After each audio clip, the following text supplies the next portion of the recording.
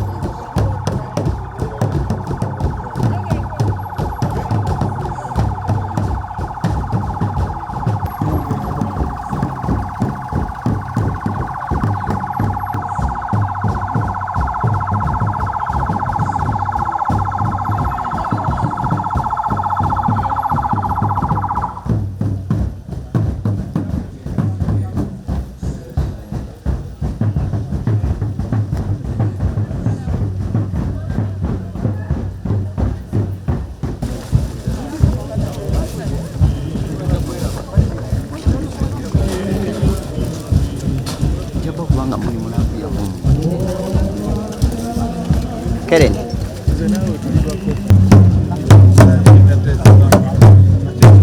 Manye wali dekati.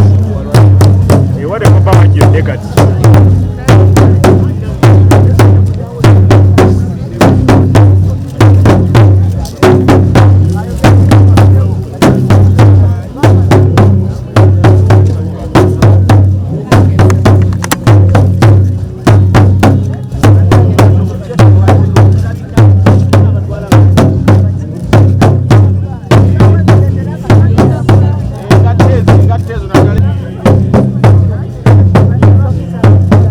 Kaka yao kugendezemu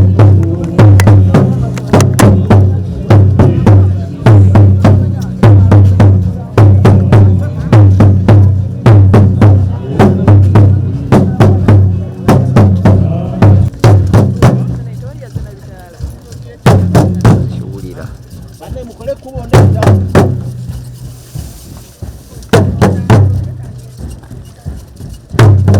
ngirayo tujya zijyayo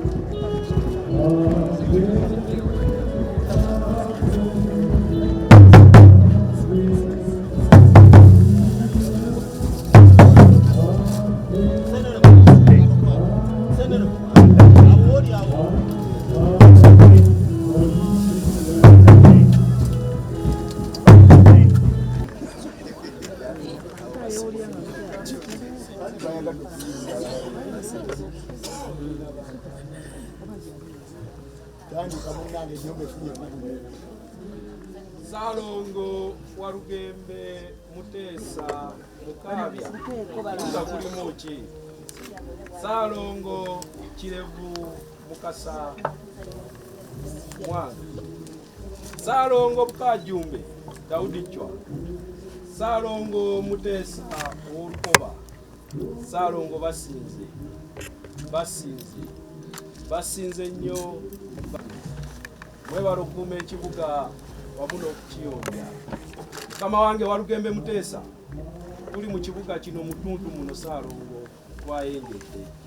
Salongo muzzukulu wo Omumbejja Diana Yeggala Salongo yazaamye era ng'ali mu nnyumba yo muno Salongo okujja okusiibulwa era okubikira bajjajjaabe nti omuzzukulu agenze. Salongo omuzzukulu agenda aterekebwa mu kibuga kino olunaku olwaleero ku ssaawa ezitali zaawala. Mukama wange omuzzukulu yali mu ddiro lino eyagenze. Ono mwana wa Ssekabaka Mutesa owokubiri Salongo muzzukulu. Salongo kutusinze nnyo twakumye.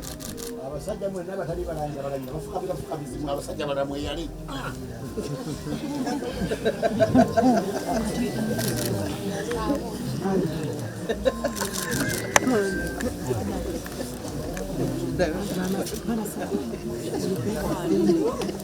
Salongo muzzukulu agenda kuterekebwa mu kibuga kino mu ssaawa ezitali zaawala. Salongo twayenye muzzukulu wo muwala wa Ssekabaka Teesa ow'okubiri ow'Olukoba Saalongo yazaamye.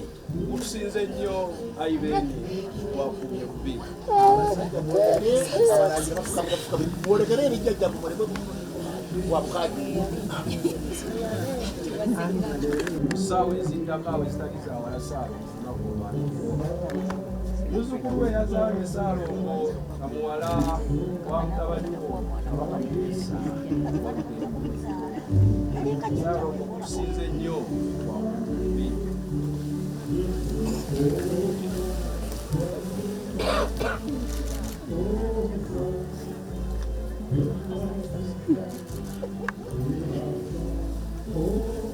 akati basawo mujja kunso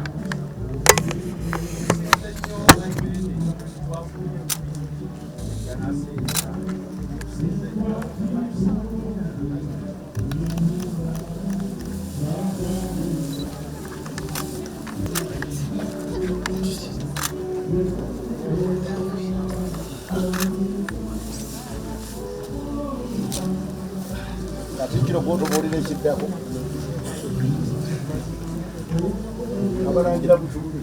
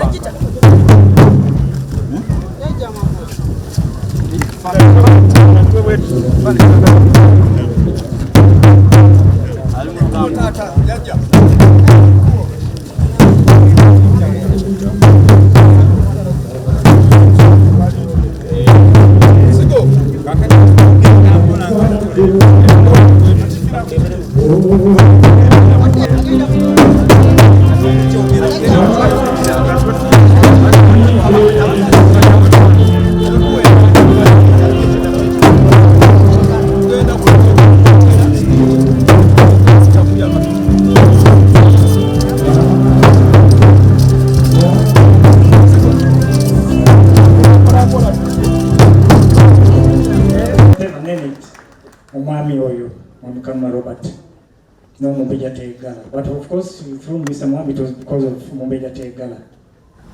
There's bingi nnyo byensobola okwogera kuba even at times in Werenga bwenagendangayo, of course from time to time she'll call me, Katula, there's a problem jangu.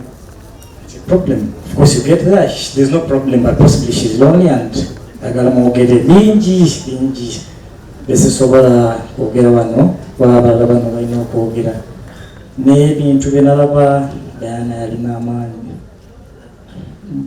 Abantu abasinga obungi, you may not know this. I only told 2 people what I saw. Abantu bali babiri. Nalinya Kigga, mulala simujjukira. But of course, I consulted her. Diana, who's a rare breed of person. Ekyo kyokka kyensobola okwogera ssaawa zino. Naye mbasaba weebaza mwenna, nabe wali omukyala Nakyanzi abadde amuyamba mu ddwaliro, residents b'Ewerenga n'abalala kati nga the Wambalo family from Kiwafu, our neighbors, Mr. Robert Kanuma, n'abalala bonna bangi nnyo.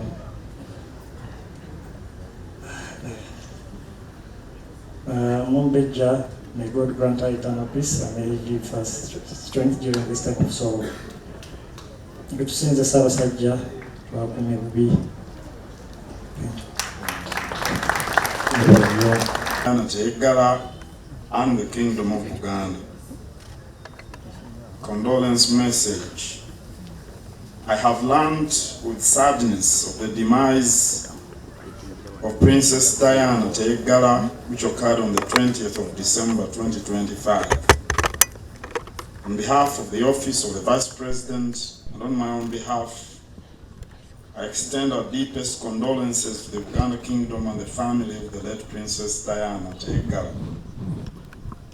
Princess Diana's contributions to the kingdom and her commitment to the well-being of her people will be remembered. We pray that God comforts and strengthens our loved ones during this difficult time. May her soul rest in eternal peace, and may her legacy of service and dedication to the kingdom and community be a lasting inspiration. Nataka kwa mkono Major General Eyawumula Jessica Alupo RE MP Vice President. Atuwadde n'amagogo Major Diana Teggala tugenda okutereka tugenda kulungamizibwa bwe tunaava wano tugende tumutereke n'oluvannyuma ebinaddirira binategeezebwa. Mwebale nnyo, mwebale ddala.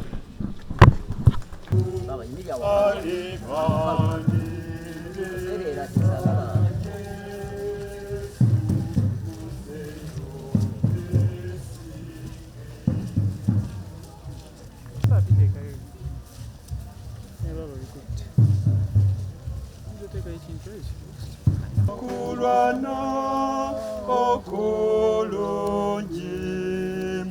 nyeza gwe